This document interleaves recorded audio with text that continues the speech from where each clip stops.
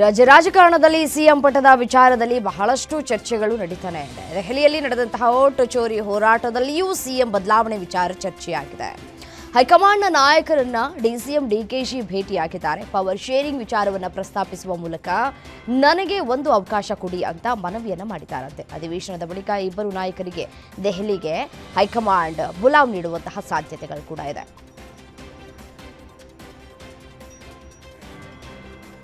ಬೆಳಗಾವಿಯಲ್ಲಿ ಚಳಿಗಾಲದ ಅಧಿವೇಶನ ಆರಂಭದಿಂದಲೇ ಸರ್ಕಾರದ ವಿರುದ್ಧ ವಿವಿಧ ಸಂಘಟನೆಗಳು ಹಲವು ಬೇಡಿಕೆಗಳನ್ನು ಮುಂದಿಟ್ಟು ಪ್ರತಿಭಟನೆಯನ್ನು ನಡೆಸುತ್ತಿವೆ. ಬೀದಿ ಕಲಾವಿದರ ಸಂಘ, ಕರ್ನಾಟಕ ಕಲಾವಿದರ ರಕ್ಷಣಾ ವೇದಿಕೆ ಸಂಘಟನೆಗಳು ಪ್ರತಿಭಟನೆಯನ್ನು ನಡೆಸಿದ್ವು.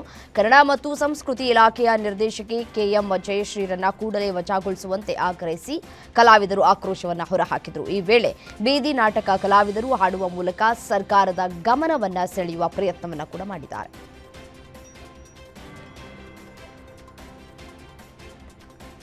ಅಲೆಮಾರಿ ಸಮುದಾಯಗಳಿಗೆ ಒಳ ಮೀಸಲಾತಿಯಲ್ಲೇ ಪ್ರತ್ಯೇಕವಾಗಿ ಎ ಗ್ರೂಪ್ ಗುರುತಿಸಿ ಕಾನೂನು ಜಾರಿಗೊಳಿಸಬೇಕು ಅಂತ ಅಲೆಮಾರಿ ಸಮುದಾಯಗಳ ಜಿಲ್ಲಾಧ್ಯಕ್ಷ ಶಿವಕುಮಾರ್ ಸರ್ಕಾರಕ್ಕೆ ಒತ್ತಾಯಿಸಿದ್ದಾರೆ. ಬಳ್ಳಾರಿಯಲ್ಲಿ ಸುದ್ದಿಗೋಷ್ಠಿ ನಡೆಸಿ ಮಾತನಾಡಿದ ಅವರು, ಅಲೆಮಾರಿ ಸಮುದಾಯಗಳಿಗೆ ಪ್ರತ್ಯೇಕ ಮೀಸಲಾತಿ ವಿಚಾರವಾಗಿ ಡಿಸೆಂಬರ್ 19ರಂದು ಬೆಳಗಾವಿಯ ಸುವರ್ಣಸೌಧ ಚಲೋ ಕಾರ್ಯಕ್ರಮ ಹಮ್ಮಿಕೊಳ್ಳಲಾಗುವುದು ಅಂತ ತಿಳಿಸಿದರು.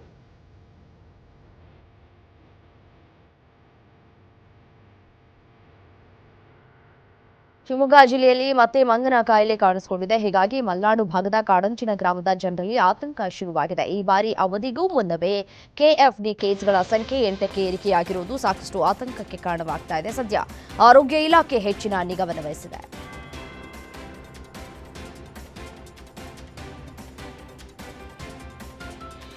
ಗಾರ್ಡನ್ ಸಿಟಿ ಕಾಂಕ್ರೀಟ್ ಸಿಟಿಯಾಗಿ ಮಾರ್ಪಾಡಾಗ್ತಾ ಇದೆ. ಅರಣ್ಯ ಇಲಾಖೆ ಎಡವಟ್ಟಿನಿಂದ ಬೆಂಗಳೂರಿಗರ ಆಕ್ರೋಶಕ್ಕೆ ಕಾರಣವಾಗಿದೆ. ನಗರದ ಕಂಟೋನ್ಮೆಂಟ್ ರೈಲ್ವೆ ಕಾಲೋನಿ ಬಳಿ ಇರುವಂತಹ 8.61 ಎಕರೆ ಪ್ರದೇಶದಲ್ಲಿ ಸುಮಾರು 50ಕ್ಕೂ ವಿವಿಧ ಪ್ರಭೇದದ ಸುಮಾರು 1300 ಮರಗಳಿವೆ. ಇದೀಗ ರೈಲ್ವೆ ಇಲಾಖೆ ಒಡೆತನಕ್ಕೆ ಸೇರಿದ್ದ ಈ ಜಾಗವನ್ನು ವಾಣಿಜ್ಯ ಉದ್ದೇಶಕ್ಕೆ ಬಳಸಿಕೊಳ್ಳುವುದಕ್ಕೆ ಮುಂದಾಗ್ತಾ ಇದೆ. ಇದರಿಂದ ಪರಿಸರವಾದಿಗಳ ಆಕ್ರೋಶಕ್ಕೆ ಕಾರಣವಾಗ್ತಾ ಇದೆ.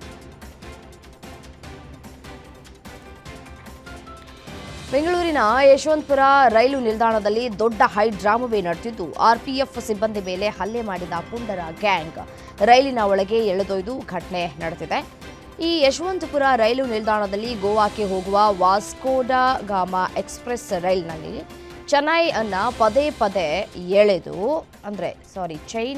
ಪದೇ ಎಳೆದು ಮದ್ಯದ ಅಮಲಿನಲ್ಲಿ ಇದ್ದಂತಹ ಕೆಲವರು, ಅದು ಕೂಡ ಕರ್ತವ್ಯದಲ್ಲಿ ಇದ್ದಂತಹ ಆರ್ಪಿಎಫ್ ಸಿಬ್ಬಂದಿಯ ಮೇಲೆ ಹಲ್ಲೆಯನ್ನು ನಡೆಸುವುದರ ಮೂಲಕ ಗಲಾಟೆಯನ್ನ ಸೃಷ್ಟಿಸಿದ 3 ವ್ಯಕ್ತಿಗಳನ್ನು ರೈಲ್ವೆ ರಕ್ಷಣಾ ಪಡೆ ಬಂಧಿಸಿದೆ.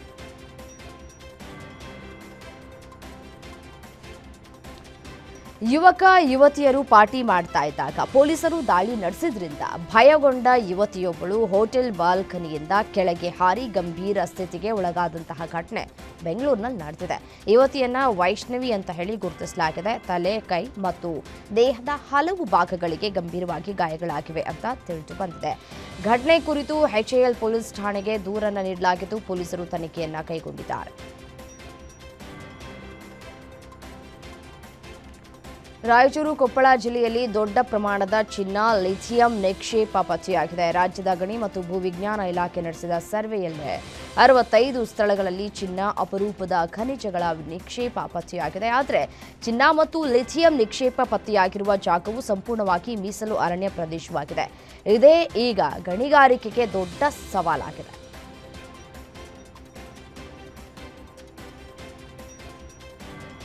ಮೊಟ್ಟೆ ಸೇವಿಸುವುದರಿಂದ ಆರೋಗ್ಯಕ್ಕೆ ಕಂಟಕನ. ಮೊಟ್ಟೆಯಲ್ಲಿ ಕ್ಯಾನ್ಸರ್ ಕಾರಕ ಅಂಶ ಪತ್ತೆಯಾಗಿದೆ. ಈ ಬೆನ್ನಲ್ಲೇ ಮೊಟ್ಟೆ ಸೇವನೆ ಮಾಡಬೇಕಾ ಬೇಡವಾ ಅಂತ ಜನರು ಆತಂಕಕ್ಕೆ ಒಳಗಾಗಿದ್ದಾರೆ. ಈ ಬಗ್ಗೆ ಗ್ಯಾರಂಟಿ ನ್ಯೂಸ್. ಎಗೋಸ್ ಮೊಟ್ಟೆಗಳು ಕ್ಯಾನ್ಸರ್ ಕಾರಕ ಎಂಬ ವರದಿ ಬೆನ್ನಲ್ಲೇ ರಾಜ್ಯದ ಆರೋಗ್ಯ ಇಲಾಖೆ ಅಲರ್ಟ್ ಆಗಿದೆ. ಎಗೋಸ್ ಕಂಪನಿ ಮೊಟ್ಟೆ ಸ್ಯಾಂಪಲ್ಸ್ ಸಂಗ್ರಹಿಸಿ ಲ್ಯಾಬ್ಗೆ ಕಳುಹಿಸುವುದಕ್ಕೆ ಆರೋಗ್ಯ ಸಚಿವ ದಿನೇಶ್ ಗುಂಡೂರಾವ್ ಅವರು FSSAIಗೆ ಸೂಚನೆಯನ್ನು ಕೊಟ್ಟಿದ್ದಾರೆ.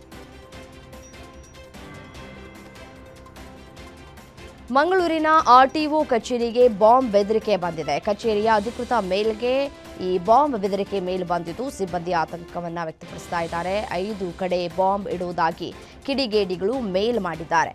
ಮಂಗಳೂರಿನ ನೆಹರು ಮೈದಾನ ಬಳಿ ಇರುವಂತಹ ಆರ್ಟಿಒ ಕಚೇರಿಯಲ್ಲಿ ಬಾಂಬ್ ನಿಷ್ಕ್ರಿಯ ದಳ ಪರಿಶೀಲನೆಯನ್ನು ನಡೆಸಿದೆ.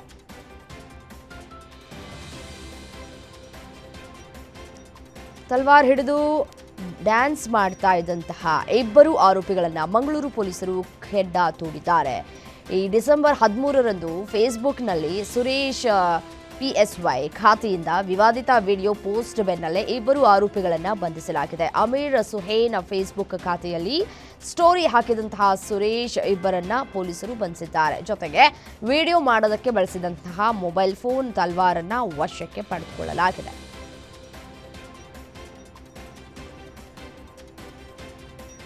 ಕಲೇಶ್ವರ ರೈಸ್ ಮಿಲ್ನಲ್ಲಿರುವಂತಹ ಪತ್ನಿ ಪಾರ್ವತಿ ಸಮಾಧಿ ಪಕ್ಕದಲ್ಲೇ ವೀರಶೈವ ಲಿಂಗಾಯತ ಸಂಪ್ರದಾಯದಂತೆ ಶಾಮನೂರು ಶಿವಶಂಕರಪ್ಪನವರ ಅಂತ್ಯಕ್ರಿಯೆ ನೆರವೇರಿಸಲಾಗಿದೆ.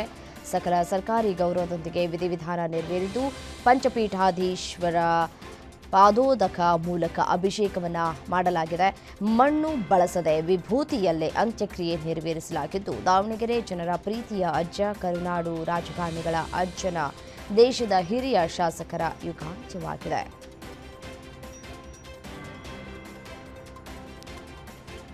ಬೆಂಗಳೂರಿನಲ್ಲಿ ವಾಯು ಗುಣಮಟ್ಟ ಗಂಭೀರವಾಗಿ ಕುಸಿತಾ ಇದೆ. ಮಕ್ಕಳ, ವೃದ್ಧರ ಹಾಗೂ ಉಸಿರಾಟದ ಸಮಸ್ಯೆ ಇರುವವರ ಆರೋಗ್ಯಕ್ಕೆ ಇದು ಅಪಾಯಕಾರಿಯಾಗಿ ಪರಿಣಮಿಸಿದೆ. ಆದರೆ ಇದಕ್ಕಿಂತಲೂ ಆಘಾತಕಾರಿಯಾದಂತಹ ವಿಚಾರ ಏನಪ್ಪಾ ಅಂತಂದರೆ ಅತಿ ಹೆಚ್ಚು ಪ್ರವಾಸಿಗರು ಭೇಟಿ ನೀಡುವ ಹಂಪಿ ಸುತ್ತಲಿನ ವಾತಾವರಣವು ಕಲುಷಿತಗೊಂಡಿರೋದು. ನೋಡಿ, ಬಳ್ಳಾರಿಯಲ್ಲಿ ಬೆಂಗಳೂರಿಗಿಂತಲೂ ಹೆಚ್ಚಿನ ವಾಯು ಮಾಲಿನ್ಯ ಕಂಡು ಬರ್ತಾ ಇದೆ.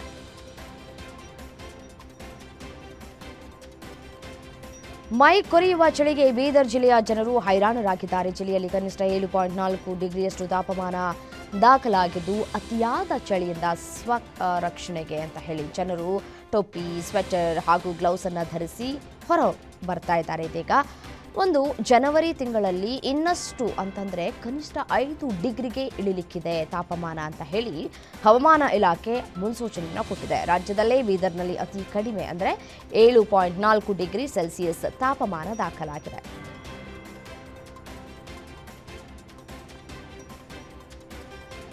ಬೆಂಗಳೂರಿನಲ್ಲಿ ಕಳೆದ ಕೆಲ ದಿನಗಳಿಂದ ಚಳಿ ಪ್ರಮಾಣ ಹೆಚ್ಚಾಗಿದೆ. ಕನಿಷ್ಠ ತಾಪಮಾನದಲ್ಲಿ ಗಣನೀಯ ಇಳಿಕೆ ಕಂಡು ಬರ್ತಾ ಇದ್ದು ವಿಶೇಷವಾಗಿ ಮುಂಜಾನೆ ರಾತ್ರಿ ಸಮಯದಲ್ಲಿ ತೀವ್ರ ಚಳಿಯ ಅನುಭವವಾಗ್ತಾ ಇದೆ.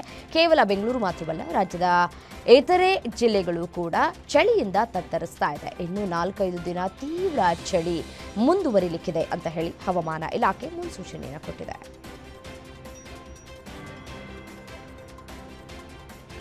ಪ್ರಧಾನಮಂತ್ರಿ ನರೇಂದ್ರ ಮೋದಿ ಡಿಸೆಂಬರ್ 18ರವರೆಗೆ ವಿದೇಶ ಪ್ರವಾಸದಲ್ಲಿದ್ದಾರೆ. ಭಾರಿ ಜೋರ್ಡಾನ್, ಎಥಿಯೋಪಿಯಾ ಮತ್ತು ಈ ಒಮಾನ್ಗೆ ಭೇಟಿಯನ್ನು ನೀಡಲಿಕ್ಕಿದ್ದಾರೆ. ದ್ವಿಪಕ್ಷೀಯ ವಾಣಿಜ್ಯ ಒಪ್ಪಂದಕ್ಕೆ ಅಂತಿಮ ಸ್ವರೂಪ ನೀಡುವುದು ಮತ್ತು ದ್ವಿಪಕ್ಷೀಯ ಸಂಬಂಧಗಳನ್ನು ಮತ್ತಷ್ಟು ಗಟ್ಟಿಗೊಳಿಸೋದು ಈ ಪ್ರವಾಸದ ಪ್ರಮುಖ ಗುರಿ ಅಂತ ಪ್ರಧಾನಿ ತಮ್ಮ ಪ್ರಯಾಣ ಪೂರ್ವ ಹೇಳಿಕೆಯಲ್ಲಿ ತಿಳಿಸಿದ್ದಾರೆ.